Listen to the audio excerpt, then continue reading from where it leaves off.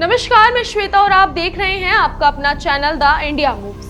अभी हाल ही में अमेरिका ने वेनेजुएला पर सैन्य कार्यवाही करके राष्ट्रपति निकोलस मादुरो और उनकी पत्नी को गिरफ्तार कर लिया, जिससे दुनिया भर में हड़कंप मच गया और हर किसी के दिमाग में यही सवाल घूम रहा है कि अगर अमेरिका और वेनेजुएला के बीच सीधी टकराव जैसी स्थिति बनती है तो वेनेजुएला की सेना कितनी देर तक टिक पाएगी। असल में वेनेजुएला की सशस्त्र सेनाओं को नेशनल बोलिवेरियन आर्म्ड फोर्सेस कहा जाता है, जिनकी प्राथमिकता देश की आंतरिक सुरक्षा और सरकार की स्थिरता बनाए रखना है। वर्तमान में इनके सक्रिय जवान लगभग 1,09,000 हैं, रिजर्व में करीब 8,000 और अगर पैरामिलिट्री और मिलिशिया जोड़ दी जाए तो कुल ताकत लगभग 2,20,000 होती है। ये संख्या कागजों पर तो काफी लगती है, लेकिन ट्रेनिंग, आधुनिक हथियार और तकनीक के मामले में ये काफी पिछड़ी हुई है।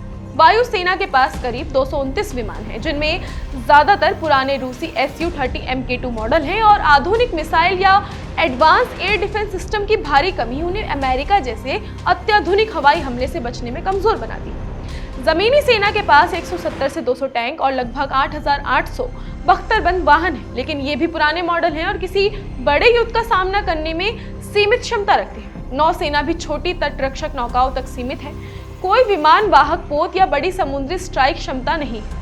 वहीं वेनेजुएला का वार्षिक रक्षा बजट सिर्फ 4 से 5 अरब डॉलर के आसपास है, जो आधुनिक हथियारों, तकनीक और लॉजिस्टिक सपोर्ट के लिए बिल्कुल पर्याप्त नहीं है। और आर्थिक संकट व प्रतिबंधों की वजह से इसका आधुनिकीकरण लंबे समय से रुका हुआ है।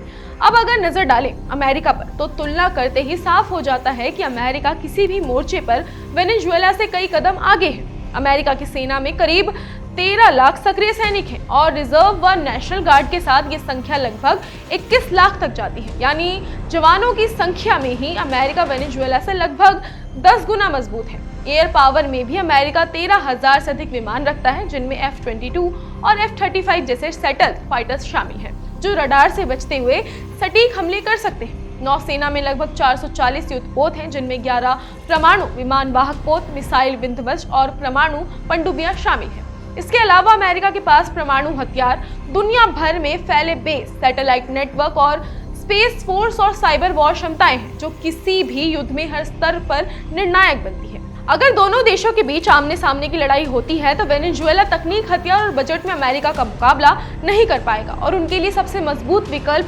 पारंपरिक युद्ध की बजाय गुरिल्ला रणनीति, स्थानीय मिलिशिया और असमित संघर्ष का सहारा लेना हो सकता है, लेकिन ये भी केवल सीमित समय तक ही असर दिखा पाएगा।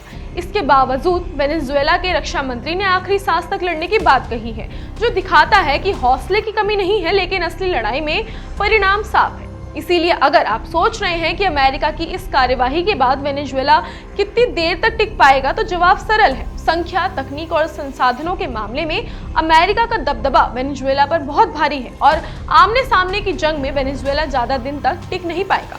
हालांकि उनके पास समय जीतने और विरोध जारी रखने के लिए कुछ गुरिल्ला विकल्प मौजूद हैं, जो लंबे संघर्ष में थोड़ी राहत दे सकते हैं। यही वजह है कि दुनिया इस टकराव को बेहद गंभीरता से देख रही है, क्योंकि ये केवल दो देशों की लड़ाई नहीं, बल्कि वैश्विक शक्ति संतुलन और अंतर्राष्ट्रीय राजनीति पर भी असर डाल सकती है।